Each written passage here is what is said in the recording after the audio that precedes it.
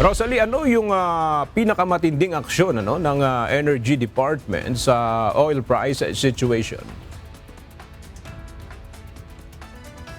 Aga nagsasamgawa ngayon ng briefing ang Department of Energy at iba pang ahensya ng pamahalaan sa House Committee on Ways and Means ngayong araw ng Lunes, March 9.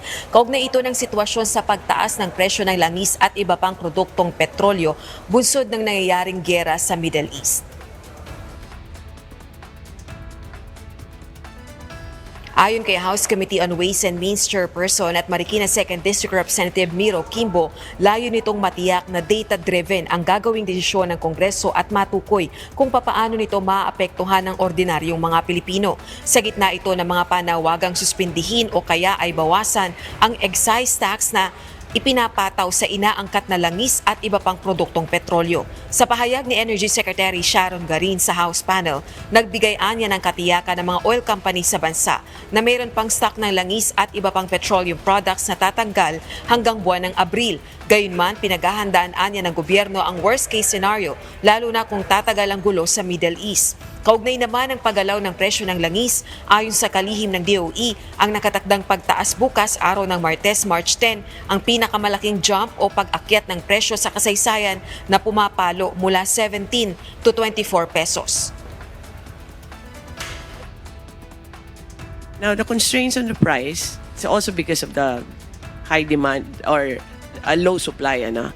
The price is now is not the highest in history, but the one coming from the one that will be implemented tomorrow will be the highest jump. We're estimating it's an deregulated industry, so we do not have the powers to regulate the price. We monitor, they report, they justify, but DOE does not have teeth in that sense because of the law, Mr. Chair.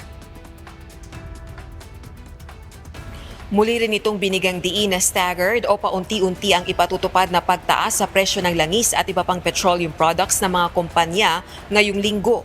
Dagdag pa nito, ayuda rin mula sa gobyerno ang ipagkakaloob na tulong para sa mga sektor ng mga magsasaka, mangisda at mga public utility driver. Samantala, sa pagtalakay naman ni Finance Undersecretary Carlo Adriano kung sususpindihin ang excise tax sa inaangkat na petroleum products mula buwan ng Mayo hanggang Disyembre ngayong taon, papalo sa 136 billion pesos ang posibleng mawala sa kita ng gobyerno. Sa kasalukuyan aga ay nanghihingi sa Kongreso si Pangulong Ferdinand Marcos Jr. ng emergency powers para suspindihin ang excise tax o ipinapataw na buwis sa inaangkat na langis at iba pang produktong petrolyo sa loob ng limitadong panahon. Balik sa iyo, Aga. Maraming salamat, Rosalie Coz.